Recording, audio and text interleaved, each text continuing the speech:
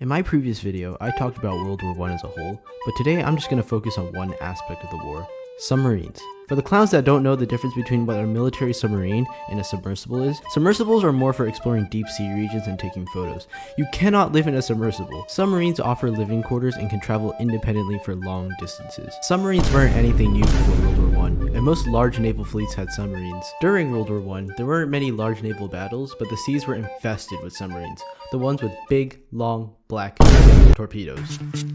The British had a very hot and sexy navy which could easily cut off the supply lines to German troops, and no full big problem. But the British did not have a strong submarine detection system, which the Germans took advantage of. The Germans developed the Unterseeboot. I've made a severe and continuous lapse in my judgment, Which is now more commonly referred to as the U-boat, and started going ham at all the British ships. However, and I kid you not, there was a rule at the time that basically said you have to warn ships that you're going to attack before you can attack so the crew can get to safety, which kind of defeats the purpose of the surprise U-boat attacks. So the Germans were like, fuck it, we ball, and declared unrestricted submarine warfare, then proceeded to destroy over 5,000 merchant ships. This made them really unpopular with other countries. The British developed a sonar to detect the U-boats as well as concealed weapons on merchant ships, greatly reducing merchant ship damage and casualties. Was this a game changer for the war? In short, yes. The U-boats caused significant damage to both supply lines and the British Navy, forcing the British to innovate and develop new technology to counteract the growing threat.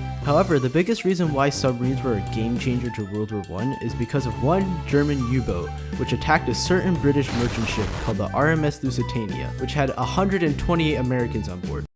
Well, not the biggest reason, it was a significant reason why the US joined the war, and we all know how that one went.